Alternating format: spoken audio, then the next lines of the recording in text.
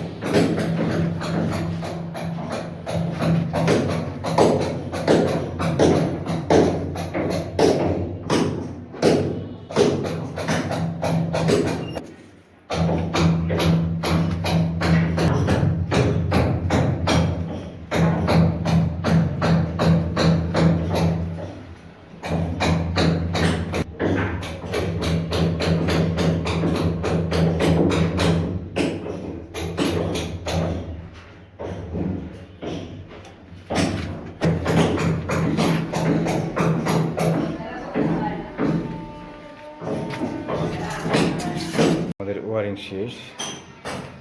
বাথরুমটা উত্তর দক্ষিণ দৈর্ঘ্য হচ্ছে 7 ফুট এবং পূর্ব পশ্চিমে প্রস্থ হচ্ছে 4 ফুট। আর দরজাটা দেওয়া হয় দক্ষিণ পাশে, দরজাটা থাকবে এইদিকে এই ওয়ালে। ডান পাশের যে ওয়ালটা মানে পূর্ব সাইডের ওয়ালটা হবে শাওয়ার। এটা একটা কমন বাথরুম, ভিতরে কোনো বেসিন নাই। আর এখানে হবে লো কমোড। এখানে আমরা প্যানের পয়েন্টে করে রাখছি। পিছন থেকে নেওয়া আছে 10 ইঞ্চি সেন্টার, সাইড থেকে 18 ইঞ্চি সেন্টার দেওয়া আছে। এই পাশে বক্স।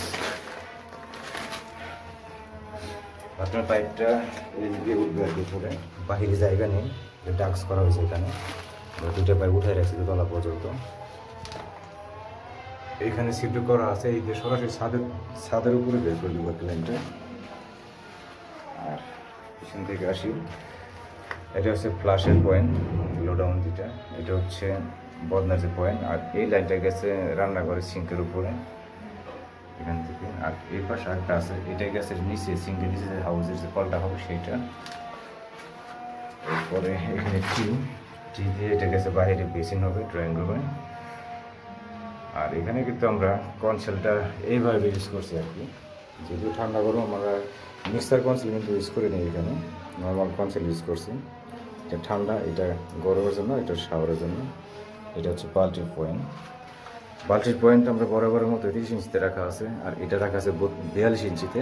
আর মেন শাওয়ারের যে চাবিটা এটা রাখা আছে 48 ইঞ্চিতে। আর শাওয়ারের পয়েন্ট আমরা 7 থেকে 4 ইঞ্চি সেন্টারে রাখা আছে আর কি। এটা হচ্ছে ঠান্ডা কানেকশন, আর এটা হচ্ছে গরমের জন্য।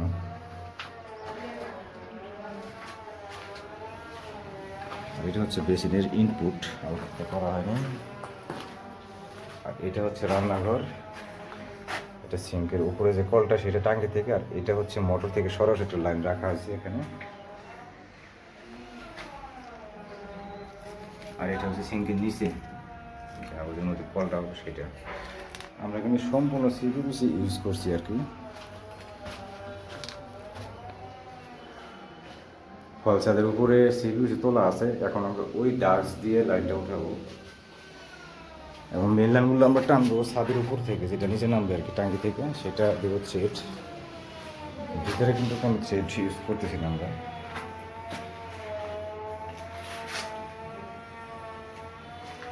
আর এইখানে যেহেতু দৈর্ঘ্য হচ্ছে 7 ফুট, পিছনের ওয়াল থেকে প্যানের এরিয়াটা বাদ রাখছি 34 ইঞ্চি। আর শাওয়ারটা এইখানে আছে।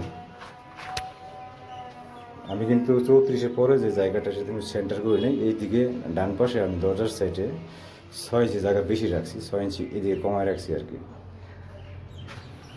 যেন গোসল করার সময় দরজার সাইডে জায়গাটা একটু বেশি থাকে। কারণ এটা যেহেতু কমন বাথরুম, সেই ক্ষেত্রে এখানে ধোয়া করার কাজ একটু বেশি হবে।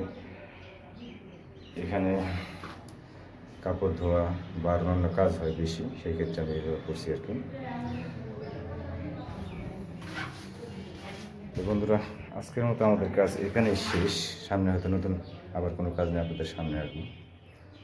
সেই পর্যন্ত সবাই ভালো থাকবেন।